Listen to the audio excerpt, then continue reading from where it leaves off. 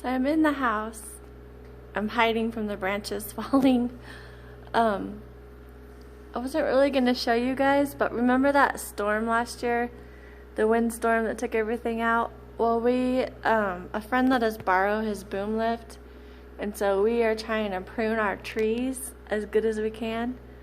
Get all the dead out. The trees in the front we had to cut off completely. I can't think of what that's called now. I'll show you guys though, but look at this mess. It's so terrible.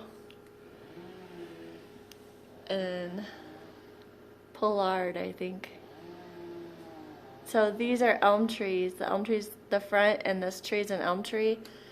And if you don't do this every so often where we live, they will just start breaking and cracking in half.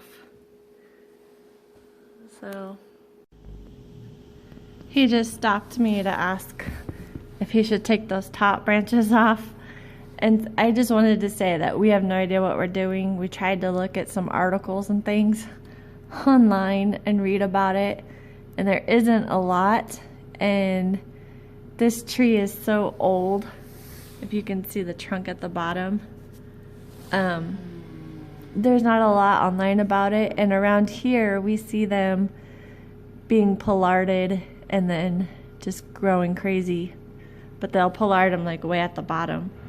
So just a disclaimer, don't copy us. And I'll show you the front too.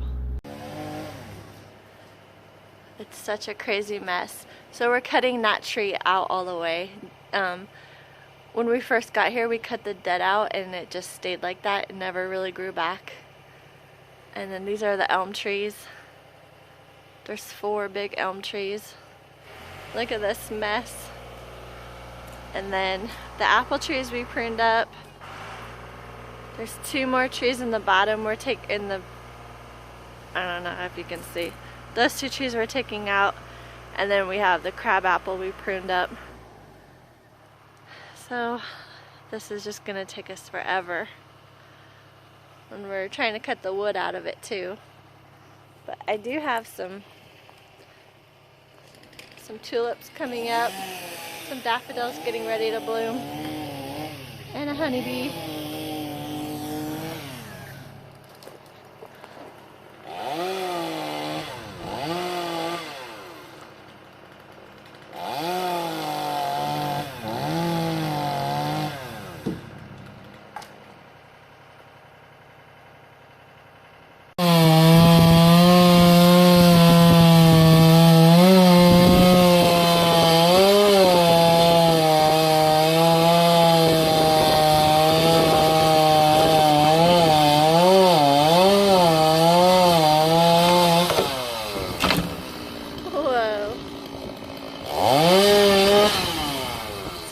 A black locust in the middle of the tree's hollow, I guess. It hasn't been doing well since we lived here.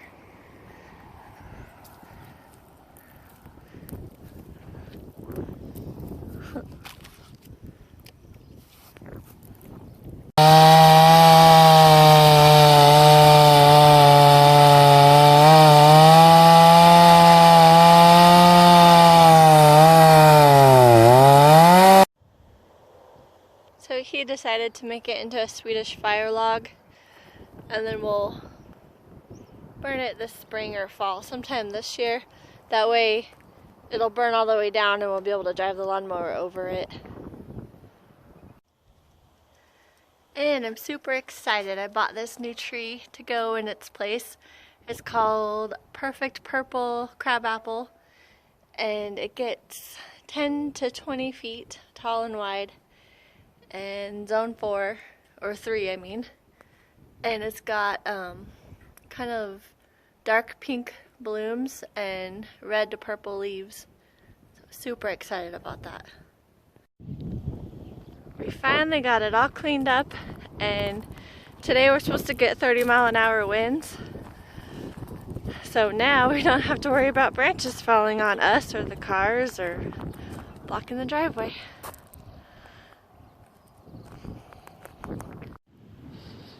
Well, the storm's here. The power is out. I'm gonna put the horses in.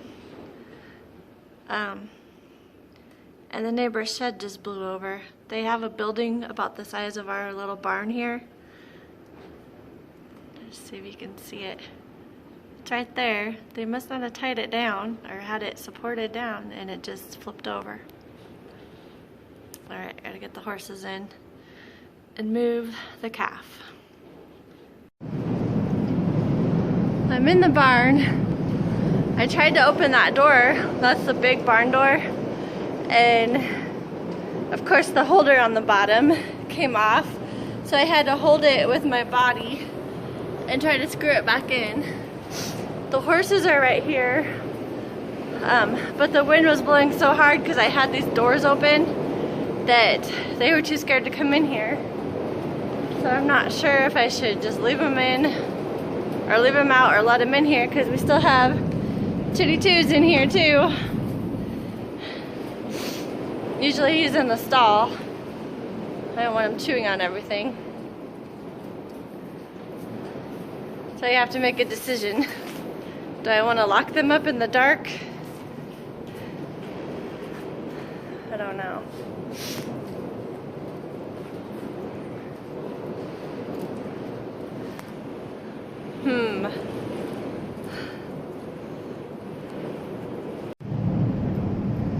My husband went to help the neighbor, but there's nothing they can do, really.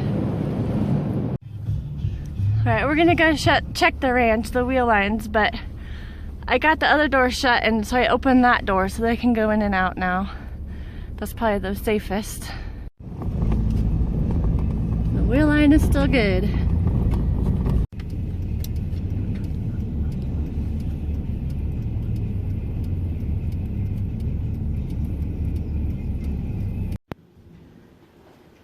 Well, hell. Trellis fell over again.